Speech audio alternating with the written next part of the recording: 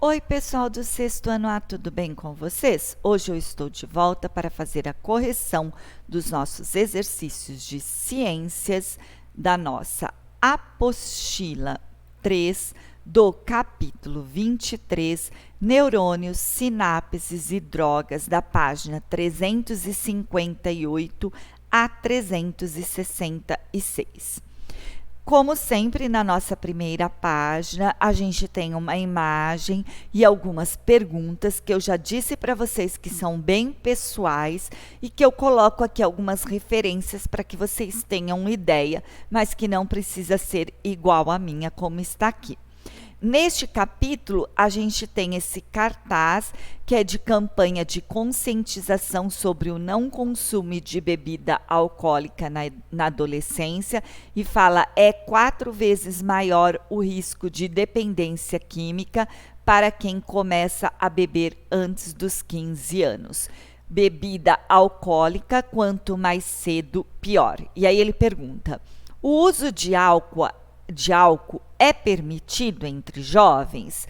O uso de álcool entre adolescentes é naturalmente um tema muito controverso no meio social e acadêmico brasileiro. Ao mesmo tempo em que a lei brasileira define como proibida a venda de bebidas alcoólicas para menores de 18 anos, que é a lei número 9.294, de 15 de julho de 1996, é prática comum o consumo de álcool pelos jovens, seja no ambiente domiciliar, em festividades ou mesmo em ambientes públicos. A sociedade como um todo adota atitudes paradoxais frente ao tema. Por um lado, condena o abuso de álcool pelos jovens, mas é tipicamente permissiva ao estímulo do consumo por meio da propaganda.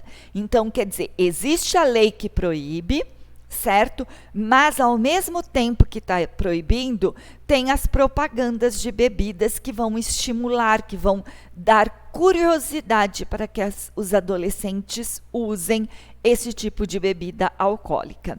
E mesmo até em alguns ambientes domiciliar, eles já estão acostumados a ver as pessoas beberem, eles vão achar que é uma coisa normal e eles também vão querer beber. 2. Que tipos de alteração no organismo o álcool pode causar? O álcool é uma droga psicotrópica, como qualquer outra. Sua capacidade de produzir dependência química é relativamente alta, diferentemente do que se pensa às vezes. Acha que não, né? Que beber um copinho de cerveja hoje não vai ser nada, amanhã não vai ser nada, muito pelo contrário, tá? A chance de uma dependência química aumenta quando a personalidade é imatura. Isso ocorre tanto por motivos psicológicos, aprendizado de padrões de comportamento, como biológicos. Os circuitos cerebrais são mais vulneráveis nessa idade. Então, quando a gente está na idade imatura de adolescente, o risco é ainda maior da gente ficar um dependente químico. Como biológicos, os circuitos cerebrais são mais vulneráveis nessa idade. O organismo aprende na adolescência o que se deve fazer na idade adulta.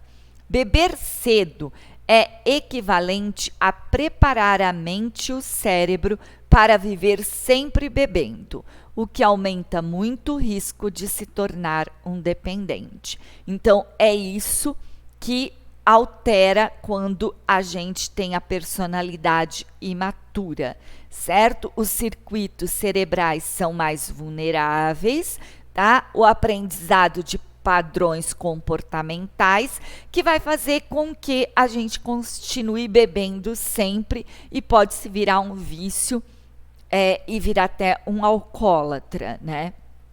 3. Qual é a importância das pesquisas como Pense para o Jovem Brasileiro? Para o padrão de uso brasileiro, a partir dos 11 anos, os pais já devem prestar atenção nesse tema, começar a conversar, começar a explicar, começar a expor. A partir de que idade? Dos 11 anos, de acordo com a pesquisa do Pense, tá? Os jovens precisam ter ofertas de prazer e celebração entre amigos que não passem pela alteração de consciência com drogas, principalmente como a droga lícita, que é o álcool.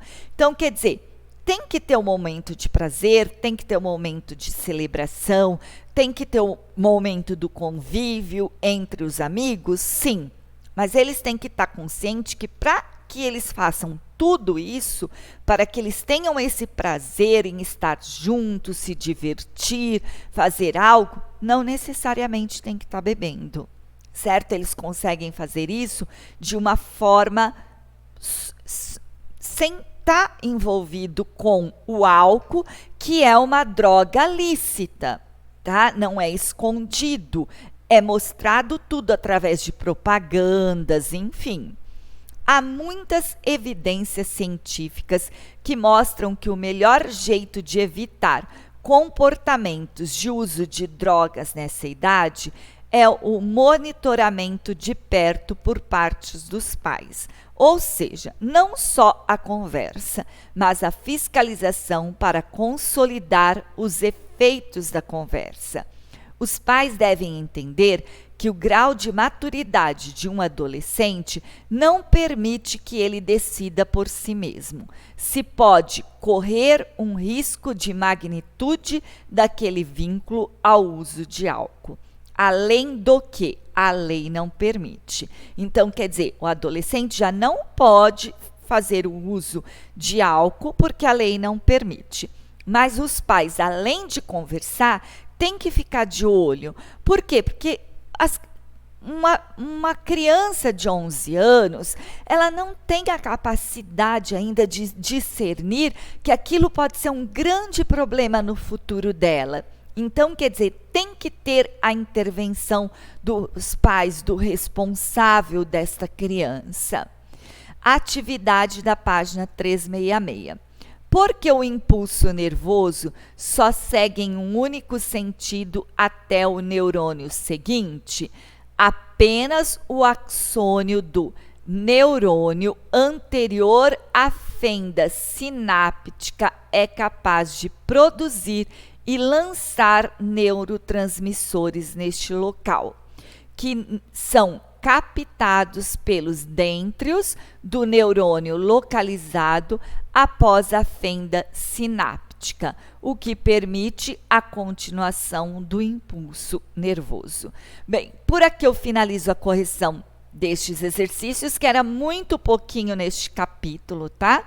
Parece um assunto muito difícil, mas a gente só está trabalhando superficialmente aqui. Futuramente, vocês vão retornar a isso, falando de neurônio, de sinapse, e aí vocês vão trabalhar de forma mais profunda. Aqui ele só queria que vocês conhecessem quais são as partes que fazem parte do neurônio, quem são os órgãos que fazem parte da sinapse, como que é o caminho do neurônio até chegar na sinapse, tá? É uma coisa bem superficial, tá bem, pessoal? Não é nada para vocês se preocuparem, tá? Mas qualquer dúvida que vocês tiverem, pode me encaminhar um e-mail, que eu estou aqui para esclarecer as dúvidas de vocês, tá bem? Obrigado pela atenção de vocês e até a nossa próxima aula. Tchau, pessoal!